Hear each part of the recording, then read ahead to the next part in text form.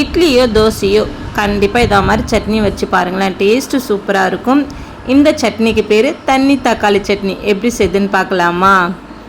கடாயில் 1 லிட்டர் போல் தண்ணி ஊற்றிக்கிட்டு அதில் 5லேருந்து 6 தக்காளி பழம் எடுத்துருக்கிறேன். நல்லா பழுத்த தக்காளி பழமாக எடுத்துக்கோங்க.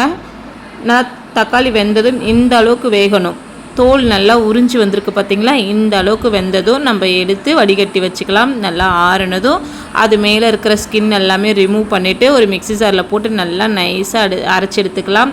அப்படி இல்லைனா நீங்கள் பருப்பு கடையிற சட்டியில் கூட போட்டு நல்லா கடைஞ்சிக்கலாம், அதுவுமே டேஸ்ட் இன்னும் சூப்பராக இருக்கும். நல்லா இந்த பதத்துக்கு அரைச்சி எடுத்துறதும் கடாயில் 5 ஸ்பூன் போல் எண்ணெய் ஊற்றிக்கோங்க.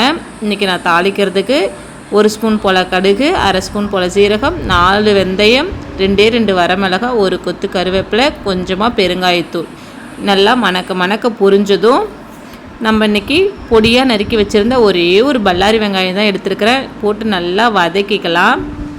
ரொம்ப வதங்கணுன்ற அவசியம்லாம் இல்லைங்க, நல்லா ஒரு கண்ணாடி பதத்துக்கு வதங்கினா போதும். ரொம்ப வதங்கிடுச்சுனாலும் ஒரு மாதிரி இருக்கும் டேஸ்ட்டு, அதனால் கண்ணாடி பதத்துக்கு மட்டும் வதக்கிக்கோங்க. நல்லா இந்த பதத்துக்கு வதங்கினதும் நம்ம அரைச்சி வச்சுருந்த தக்காளி விழுது இது கூட சேர்த்துக்கலாம்.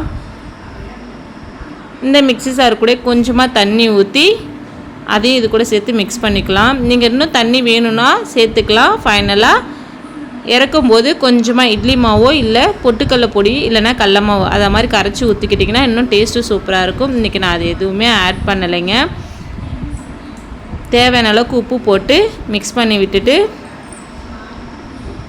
ஒரு 10 நிமிஷம் இல்லைன்னா ஒரு 5 நிமிஷம் போல் மூடி விட்டுடுங்க. இன்றைக்கி காரத்துக்கு இது கூட இன்றைக்கி பார்த்தீங்கன்னா மஞ்சப்பொடி, தனி மிளகாய்த்தூள் 1/2 ஸ்பூன், மல்லிப்பொடி அது 1.5 ஸ்பூன் போல் எடுத்திருக்கேன், அதுவும் இது கூட சேர்த்து நல்லா மிக்ஸ் பண்ணி விட்டுடுங்க.